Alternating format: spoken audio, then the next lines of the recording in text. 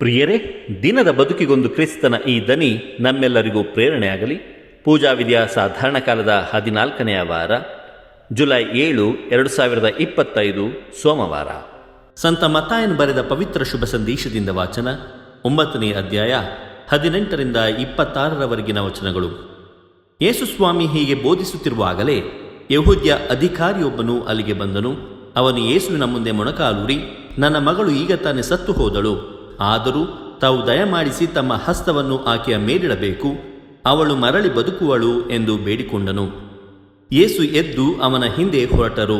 ಶಿಷ್ಯರು ಹಿಂಬಾಲಿಸಿ ಹೋದರು. ಹೋಗುತ್ತಿದ್ದಾಗ 12 ವರ್ಷಗಳಿಂದ ರಕ್ತಸ್ರಾವ ರೋಗದಿಂದ ಬಹಳವಾಗಿ ನರಳುತ್ತಿದ್ದ ಒಬ್ಬ ಮಹಿಳೆ ಹಿಂಬದಿಯಿಂದ ಬಂದು ಯೇಸುಸ್ವಾಮಿಯ ಉಡುಪಿನ ಅಂಚನ್ನು ಮುಟ್ಟಿದಳು. ನಾನು ಅವರ ಉಡುಪನ್ನು ಮುಟ್ಟಿದರೂ ಸಾಕು, ಗುಣ ಹೊಂದುವೆನು ಎಂದುಕೊಂಡಿದ್ದಳು ಆಕೆ. ಯೇಸು ಹಿಂದಿರುಗಿ ಆಕೆಯನ್ನು ನೋಡಿ, ಮಗಳೇ, ಹೆದರಬೇಡ, ನಿನ್ನ ವಿಶ್ವಾಸ ನಿನ್ನನ್ನು ಗುಣಪಡಿಸಿದೆ ಎಂದರು. ಆ ಕ್ಷಣದಲ್ಲೇ ಆಕೆ ವ್ಯಾಧಿಯಿಂದ ಮುಕ್ತಳಾದಳು. ಯೇಸು ಆ ಅಧಿಕಾರಿಯ ಮನೆಯನ್ನು ತಲುಪಿದರು. ಅಲ್ಲಿ ವಾದ್ಯಗಾರರನ್ನು ಗದ್ದಲ ಮಾಡುತ್ತಿದ್ದ ಜನಜಂಗುಳಿಯನ್ನು ಕಂಡು, ಎಲ್ಲರೂ ಇಲ್ಲಿಂದ ಹೊರಡಿರಿ, ಬಾಲಕಿ ಸತ್ತಿಲ್ಲ, ನಿದ್ರಿಸುತ್ತಿದ್ದಾಳೆ ಎಂದರು. ಜನರು ನಕ್ಕು ಅವರನ್ನು ಪರಿಹಾಸ್ಯ ಮಾಡಿದರು. ಆದರೂ ಜನರ ಗುಂಪನ್ನು ಹೊರಗೆ ಕಳುಹಿಸಿ ಯೇಸು ಕೊಠಡಿಯೊಳಕ್ಕೆ ಹೋಗಿ ಬಾಲಕಿಯ ಕೈ ಹಿಡಿದು ಎಬ್ಬಿಸಿದರು. ಆಕೆ ಎದ್ದಳು. ಈ ಸಮಾಚಾರ ಆ ನಾಡಿನಲ್ಲೆಲ್ಲ ಹಬ್ಬಿ ಹರಡಿತು. ಪ್ರಭುವಿನ ಶುಭ ಸಂದೇಶ. ಕ್ರಿಸ್ತರೇ ನಿಮಗೆ ಸ್ತುತಿಸಲಲಿ. ಚಿಂತನೆ: ವಿಶ್ವಾಸಭರಿತ ಬದುಕು ಅದ್ಭುತಗಳ ಆಗರ.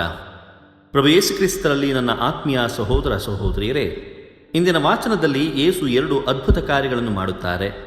ವಿಶ್ವಾಸಭರಿತ ಬದುಕು ಅದ್ಭುತಗಳ ಆಗರ ಎಂದು ತೋರಿಸುತ್ತಿದ್ದಾರೆ. ಯೆಹೂದ್ಯ ಅಧಿಕಾರಿಯೊಬ್ಬನು ತನ್ನ ಮಗಳು ತೀರಿ ಹೋಗಿದ್ದರಿಂದ ಯೇಸುವಿನಲ್ಲಿ ಮೊಣಕಾಲೂರಿ ಜೀವಭಿಕ್ಷೆಯ ಪ್ರಾರ್ಥನೆಯನ್ನು ಮಾಡುತ್ತಾನೆ. ಯೇಸುವಿನ ಪವಿತ್ರ ಹಸ್ತಗಳಿಂದ ಮುಟ್ಟಿದರೆ ಸಾಕು, ತನ್ನ ಮಗಳು ಬದುಕುವಳು ಎಂಬ ಗಾಢವಾದ ವಿಶ್ವಾಸವನ್ನು ತೋರ್ಪಡಿಸುತ್ತಾನೆ. 2ನೆಯ ಅದ್ಭುತದಲ್ಲಿ ರಕ್ತಸ್ರಾವದಿಂದ ಬಳಲುತ್ತಿದ್ದ ಮಹಿಳೆ ಕ್ರಿಸ್ತನ ಉಡುಪಿನ ಸ್ಪರ್ಶದಿಂದ ಪೂರ್ಣ ಗುಣ ಹೊಂದುತ್ತಾಳೆ. ಇವೆರಡರಲ್ಲೂ ಜನ ನಕ್ಕು ಅಪಹಾಸ್ಯ ಮಾಡಿದರೂ ಯೇಸು ವಿಶ್ವಾಸದ ಸಫಲತೆಯನ್ನು ತೋರಿಸಿ, ನಾನೇ ಜೀವ, ಮಾರ್ಗ, ಸತ್ಯ ಎಂದು ತೋರಿಸಿಕೊಡುತ್ತಾರೆ.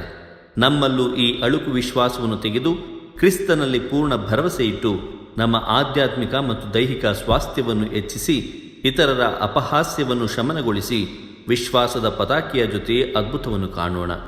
ದೇವರು ನಮ್ಮೆಲ್ಲರನ್ನು ಆಶೀರ್ವದಿಸಲಿ. ಇದು ಧ್ವನಿ ಮಾಧ್ಯಮ ಮನೆಯ ಕೊಡುಗೆ. ಧ್ವನಿ ವಂದನೆಯ ಸ್ವಾಮಿ ಶಾಂತಕುಮಾರ್ ಜೆ, ಬೆಂಗಳೂರು ಮಹಾಧರ್ಮ ಕ್ಷೇತ್ರ.